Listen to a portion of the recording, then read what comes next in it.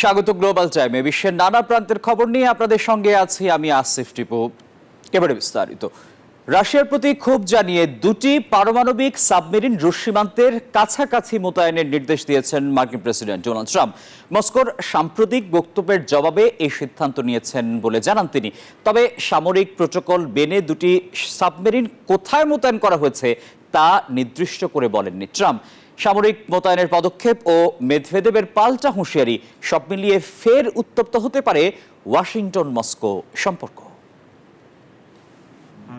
সাবেক রুশ president Dmitry মেদভেদেবের হুমকির জবাবে উপযুক্ত অঞ্চলে দুটি পারমাণবিক সাবমেরিন মোতায়েনের নির্দেশ দেওয়ার কথা জানিয়েছেন মার্কিন প্রেসিডেন্ট ডোনাল্ড ট্রাম্প। শুক্রবার ট্রুথ সোশ্যালে দেওয়া এক পোস্টে ট্রাম্প জানান, সাবেক রুশ প্রেসিডেন্ট ও বর্তমান নিরাপত্তা পরিষদের ডেপুটি চেয়ারম্যান দিমিত্রি মেদভেদেবের উস্কানিমূলক বক্তব্যের পরিপ্রেক্ষিতে এই পদক্ষেপ। তবে ঠিক কোথায় ডুবোজাহাজ দুটি মোতায়েন করা হবে স্পষ্ট করেননি। ট্রাম্প বলেন, মেদভেদেবের নির্বোধ ও উস্কানিমূলক বক্তব্য যাতে অনাকাঙ্ক্ষিত পরিস্থিতি তৈরি না হয় সেজন্য এই পদক্ষেপ নেওয়া হয়েছে। এর আগে মেদভেদেব সতর্ক করে বলেন, ট্রাম্পকে ডেড হ্যান্ড নামে পরিচিত রাশিয়ার শীতল যুদ্ধ যুগের স্বয়ংক্রিয় পারমাণবিক প্রতিরক্ষা ব্যবস্থার ভয়াবহতা উপলব্ধি করতে হবে। গেল বুধবার ইউক্রেন যুদ্ধ ইস্যুতে রাশিয়াকে 10 থেকে 12 দিনের মধ্যে যুদ্ধবিরতিতে সম্মত না হলে নিষেধাজ্ঞার হুমকি দেন ট্রাম্প। তারপর থেকেই রাশিয়ার নিরাপত্তা পরিষদের শীর্ষ এই কর্মকর্তা ট্রাম্পকে একাধিকবার কটাক্ষ করেছেন। সাবমেরিন মোতায়েনের পদক্ষেপ ও মেদভেদেবের পাল্টা হুঁশিয়ারি সব মিলিয়ে ফের উত্তপ্ত হতে পারে ওয়াশিংটন মস্কো সম্পর্ক। যুক্তরাষ্ট্র রাশিয়ার মধ্যে এই নতুন উত্তেজনা বিশ্ব রাজনীতিতে আরও অস্থিরতা সৃষ্টি করতে পারে বলে মনে করছেন বিশ্লেষকরা। চন্দ্রা, নিউজ 24। যুক্তরাষ্ট্রের নতুন শুল্ক নীতিতে প্রবেশ করল বিশ্ব। সবচেয়ে বেশি 41% সিরিয়ায় আর সবচেয়ে কম 10 থেকে 15% শুল্ক নির্ধারিত হয়েছে ইউরোপীয় দেশগুলো। ট্রাম্প যখন লাভ ক্ষতির হিসেব করছে তখন চিন্তার ভাঁজ ব্যবসায়ী সহ সাধারণ মানুষের কপালে। অর্থনীতিবিদরা বলছেন, মার্কিন পদক্ষেপে বিশ্বব্যাপী বাড়বে পণ্যের উৎপাদন খরচ, বেড়ে যাবে শুল্ক আরোপিত সকল পণ্যের দাম। ট্রাম্পের শুল্ক জ্বরে ভুগছে বিশ্বের 90টির বেশি দেশ। কে কতটা ছাড় পেল এ নিয়ে চলছে হিসাব নিকাশ। শুল্কে ছাড় পেয়ে কেউ বলছে কূটনৈতিক বিজয়, আবার কারো শনির দশা। তবে মার্কিন শুল্ক যে বিশ্ব বাণিজ্যের জন্য মোটেই সুবিধার নয় তার স্পষ্ট বার্তা দিয়েছেন ব্যবসায়ী থেকে অর্থনীতিবিদরা। সিরিয়ার উপর 41% সহ অন্যান্য আরব দেশগুলোর উপর বিশাল শুল্ক হার চাপিয়েছেন ট্রাম্প। চীনের বন্ধু আফ্রিকার বেশিরভাগ দেশ ট্রাম্পের শুল্কে দিশেহারা। ল্যাটিন আমেরিকার দেশ ব্রাজিলেও পড়েছে ট্রাম্পের শুল্ক কোপ। এদিকে এশিয়াতে নিজের স্বার্থ বজায় রেখে শুল্ক আরোপে কম বেশি করেছে ওয়াশিংটন, যেটিকে বাণিজ্য নয় বরং রাজনীতির অস্ত্র হিসেবে দেখছেন বিশ্লেষকরা। এই শুল্ক ট্রাম্পের নিছক একটা কৌশল, যার মাধ্যমে যুক্তরাষ্ট্র ভূরাজনীতিতে আধিপত্যের নতুন ছক কষছে। কোথায় কি পাবে সেটাই তার উদ্দেশ্য, বাণিজ্য নয়। মাত্রা অতিরিক্ত শুল্ক আরোপে চটেছে বিশ্বের বিভিন্ন দেশ। জানিয়েছে সেসব দেশের পণ্য কিন্তু অতিরিক্ত অর্থ গুনতে হবে যুক্তরাষ্ট্রকে। ব্যবসায়ীদের মতে কম বেশি শুল্ক অর্থনীতির জন্য সুখের কোনো বার্তা নয়। রপ্তানিকৃত কাঁচামালের দাম বাড়লে বিশ্বব্যাপী বাড়বে পণ্যের উৎপাদন খরচ, ফলে বেড়ে যাবে শুল্কারোপিত সকল পণ্যের দাম। এতে খুশি না হয়ে ভবিষ্যতের কথা ভাবুন। ইন্টারন্যাশনাল চেম্বার অব কমার্স বলছে বিশ্বকে আরও একটি মহামন্দার দিকে নিয়ে যাবে ট্রাম্পের শুল্ক নীতি। বিশ্লেষকদের শঙ্কা, ব্যবসা বাণিজ্যে অনিশ্চয়তা, মুদ্রাস্ফীতি আর মার্কিন শুল্ক আরোপের জবাবে অন্যান্য দেশের পাল্টাপাল্টি পদক্ষেপ উস্কে দিতে পারে বিশাল বাণিজ্য যুদ্ধ। মাসুদ রানা, নিউজ 24।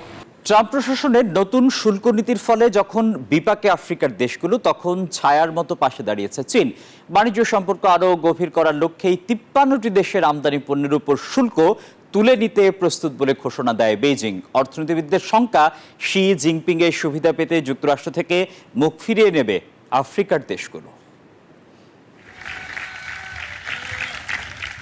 বিশ্ব অর্থনীতিতে যুক্তরাষ্ট্রের অবস্থান পুনর্বিন্যাসের যুক্তি দিয়ে বিদেশি পণ্যের ওপর আবারও শুল্কের ঝড় তুলেছেন ডোনাল্ড ট্রাম্প। ট্রাম্প প্রশাসনের এমন সিদ্ধান্তে চরম ধাক্কা খাবে আফ্রিকার দেশগুলোর কৃষি, টেক্সটাইল, খনিজ এবং রপ্তানি নির্ভর শিল্পগুলো।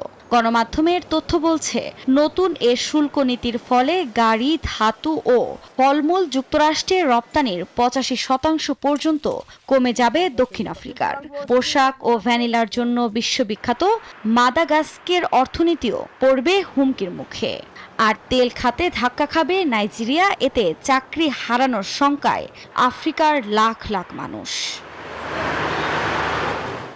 ট্রাম্পের এ শুল্ক নীতির ফলে আফ্রিকার বাজার ধরার চেষ্টায় রয়েছে চীন। এ শুল্ক নীতি যখন আফ্রিকাকে মার্কিন বাজার থেকে দূরে ঠেলে দিচ্ছে, ঠিক তখনই শূন্য শুল্ক সুবিধা নিয়ে বন্ধুত্বের হাত বাড়িয়ে দিয়েছেন শি প্রশাসন। গেল জুনেই আফ্রিকার 53টি দেশের আমদানির ওপর বিদ্যমান শুল্ক তুলে নেয়ার জন্য প্রস্তুত বলে ঘোষণা দেয় বেইজিং। এদিকে আফ্রিকান অর্থনীতিবিদ স্যান্ডল সোয়ান রয়টার্সকে জানান, শি জিনপিং এর সুবিধা পেতে যুক্তরাষ্ট্র থেকে মুখ ফিরিয়ে নেবে আফ্রিকার দেশগুলো। আমাদের পণ্য বিক্রির বাজারগুলিকে আরো বৈচিত্র্যময় করা উচিত। আমরা যদি প্রথম দিন থেকেই সেই পরামর্শ অনুসরণ করতাম, তাহলে আমরা এই বিশৃঙ্খলার মধ্যে পড়তাম না, কারণ আমাদের আমেরিকানদের উপর এত নির্ভরশীল হওয়ার কথা ছিল না। আর দক্ষিণ আফ্রিকার গবেষক লিউ লেটস ওয়ালোর মতে, চীনের বিকল্প হয়ে ওঠার সুযোগ যত বাড়ছে, ধীরে ধীরে বৈশ্বিক নেতৃত্বের মর্যাদা হারাচ্ছে যুক্তরাষ্ট্র। আফরিন মৌ, নিউজ 24। গত 3 মাসে যুক্তরাষ্ট্রে কর্মসংস্থানের হার কমে গেছে এমন প্রতিবেদন প্রকাশের মাত্র কয়েক ঘন্টার মধ্যেই চাকরি হারালেন মার্কিন পরিসংখ্যান কর্মকর্তা এরিকা ম্যাক এন্টারফার। শুক্রবার দেশটির সবচেয়ে গুরুত্বপূর্ণ অর্থনৈতিক তথ্য প্রকাশকারী সরকারি সংস্থার প্রধানকে বরখাস্ত করার নির্দেশ দেন ট্রাম্প। সামাজিক যোগাযোগ মাধ্যমে দেয়া পোস্টে ট্রাম্প কোনো প্রমাণ ছাড়াই কর্মসংস্থান পরিসংখ্যান বিকৃত করার অভিযোগ আনেন। স্বাধীন ও সার্বভৌম ফিলিস্তিন রাষ্ট্র প্রতিষ্ঠা না হওয়া পর্যন্ত প্রতিরোধ চালিয়ে যাওয়ার ঘোষণা দিয়েছে হামাস। জাতিসংঘ সদর দপ্তরে ইসরায়েল ফিলিস্তিন রাষ্ট্র সমাধান নিয়ে অনুষ্ঠিত সম্মেলনে ফ্রান্স সৌদি নেতৃত্বে গৃহীত যৌথ ঘোষণায় হামাসকে অস্ত্রত্যাগ ও গাজা শাসন থেকে সরে দাঁড়ানোর আহ্বান জানানো হয়। এদিকে গাজায় ত্রাণ নিতে গিয়ে প্রাণ হারাচ্ছে শিশু কিশোররা। চিকিৎসা সংস্থাগুলোর অভিযোগ, প্রতিটি খাবারবাহী ট্রাক যেন হয়ে উঠেছে মৃত্যু ফাঁদ। এর মধ্যে ইসরায়েলি হামলায় একদিনে নিহত 83 ফিলিস্তিনি, মৃতের সংখ্যা 60,000 ছাড়ালো। ফিলিস্তিন ও ইসরায়েলের মধ্যে দ্বিরাষ্ট্রভিত্তিক সমাধানের লক্ষ্যে চলতি সপ্তাহে যুক্তরাষ্ট্রের নিউ ইয়র্ক শহরে জাতিসংঘ সদর দফতরে 3 দিনব্যাপী সম্মেলন অনুষ্ঠিত হয়। ফ্রান্স ও সৌদি আরবের নেতৃত্বে ওই সম্মেলনে দ্বিতীয় দিন এক যৌথ ঘোষণাপত্র জারি করা হয়। ঘোষণায় স্বাক্ষর করে 17টি দেশ। কাতার, মিশর, সৌদি আরব ছাড়াও যুক্তরাজ্য, ফ্রান্স ও কানাডাও রয়েছে তাতে। গাজা শাসন থেকে সরে দাঁড়াতে এবং অস্ত্র পরিত্যাগ করার আহ্বান জানানো হয়েছে। জবাবে হামাস জানায়, জেরুজালেমকে রাজধানী করে স্বাধীন ফিলিস্তিনি রাষ্ট্র প্রতিষ্ঠা না হওয়া পর্যন্ত প্রতিরোধ চলবে। এদিকে গাজায় ত্রাণ নিতে আসা মানুষের উপর ইসরায়েলের বর্বরতা থামছেই না। প্রতিটি খাবার বহনকারী ট্রাক যেন হয়ে উঠেছে মৃত্যু ফাঁদ। খাবার নিতে এসে গুলিতে নিহত হচ্ছে শিশু, কিশোর থেকে শুরু করে বয়স্করাও। এক একটি ট্রাক ঘিরে পরিকল্পিতভাবে বিশৃঙ্খলা তৈরি করা হয় বলে মনে করে চিকিৎসা সেবা নিয়োজিত সংস্থাগুলো। মানবিক সংকট চরমে, জানায় ডক্টরস উইদাউট বর্ডার্স। জাতিসংঘের মানবিক বিষয়ক সমন্বয়ক অফিস OCH এ প্রকাশিত এক ভিডিওতে দেখা যায়, ফিলিস্তিনিরা খাদ্য সহায়তার জন্য অপেক্ষা করতে করতে গুলির মুখে পড়ছে। ইসরায়েল অনাহারের নীতি অনুসরণ করছে, বিশ্বজুড়ে ক্ষোভ বাড়ছে। ফিলিস্তিনিদের সহায়তার কথা বললেও গাজা সফরে এসে কোনো জাতিসংঘ প্রতিনিধির সঙ্গেই সাক্ষাৎ করেননি মার্কিন দূত স্টিভ উইটকফ। আর যুদ্ধবিরতি হবে কিনা তা কয়েকদিনের মধ্যে বোঝা যাবে বলে জানিয়েছেন ইসরায়েলের সেনাপ্রধান। চন্দ্রানী চন্দ্রা, নিউজ 24। যুক্তরাষ্ট্রের মন্টানায় বারে গুলি চালিয়ে 4 জনকে হত্যা করেছে সাবেক এক সেনা সদস্য। শুক্রবার দ্য আউল বারে ঘটনায় একজন বারটেন্ডার ও 3 জন ক্রেতা নিহত হয়েছেন। অভিযুক্ত মাইকেল পল ব্রাউন এখনো পলাতক। আসামিকে ধরতে আনাকঞ্জার আশেপাশে ট্রাম্প টাউন এলাকায় চলছে পুলিশ, হেলিকপ্টার ও ড্রোন তল্লাশি। তবে হত্যার কারণ এখনো পরিষ্কার নয়। স্থানীয় বাসিন্দাদের সতর্ক থাকার নির্দেশ দিয়েছে পুলিশ। পাকিস্তানের কারাবন্দী সাবেক প্রধানমন্ত্রী ইমরান খানের দল তেহরিকি ইনসাফ পিটিআই এর 108 নেতাকর্মীকে সাম্প্রতিক এক রায়ে বিভিন্ন মেয়াদে কারাদণ্ড দেওয়া হয়েছে। 2023 সালে সেনাবাহিনীর বিরুদ্ধে সহিংস বিক্ষোভে অংশ নেওয়ার অভিযোগে তাদের এই সাজা দিলেন আদালত। ঘোষিত সর্বশেষ রায়ে বিরোধী দলীয় নেতা ওমর আইয়ুব খানকে 10 বছরের কারাদণ্ড দেওয়া হয়েছে, যা ইমরানপন্থী বিরোধী জোটের জন্য বড় আঘাত হিসেবে দেখা হচ্ছে। এছাড়া আদালতের রায়ে 6 পিটিআই আইন প্রণেতাকে তাদের সংসদীয় আসন থেকেও অযোগ্য ঘোষণা করা হয়েছে। এ রায়ের কঠোর সমালোচনা করেছে পিটিআই, জানিয়েছে তারা আদালতের রায়ের বিরুদ্ধে আইনি লড়াই চালিয়ে যাবে। সোনার বিনিয়োগ ও কেন্দ্রীয় ব্যাংকের ক্রয় প্রবণতার কারণে বিশ্বে সোনার চাহিদা বেড়েছে বলে জানিয়েছে ওয়ার্ল্ড গোল্ড কাউন্সিল। চলতি বছর বিশ্বজুড়ে সোনার চাহিদা পৌঁছেছে 1249 টনে, যা আগের বছরের তুলনায় 3% বেশি।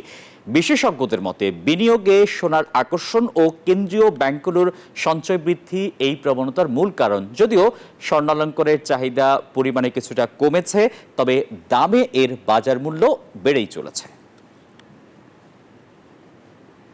মালয়েশিয়ার পূর্বাঞ্চলের ইস্ট কোস্ট এক্সপ্রেসওয়েতে সড়ক দুর্ঘটনায় প্রাণ গেল 3 বাংলাদেশির। এ ঘটনায় আহত হয়েছেন আরও 2 জন। শুক্রবার কুয়ান্তন থেকে কুয়ালালামপুর যাওয়ার পথে নিয়ন্ত্রণ হারিয়ে একটি মাল্টিপারপাস ভ্যান সড়কের পাশে খাদে পড়ে যায়। ঘটনাস্থলেই মারা যান চালক সাব্বির হাসান এবং 2 যাত্রী জাহিদ হাসান ও আবদুল্লাহ। 2 জন আহতকে আশঙ্কাজনক অবস্থায় কুয়ান্তনের হাসপাতালে ভর্তি করা হয়েছে। পুলিশ জানিয়েছে গাড়িটির রোড ট্যাক্সের মেয়াদ শেষ হয়ে গিয়েছিল এবং চালকের বৈধ ড্রাইভিং লাইসেন্স ছিল না। দুর্ঘটনার তদন্ত চলছে।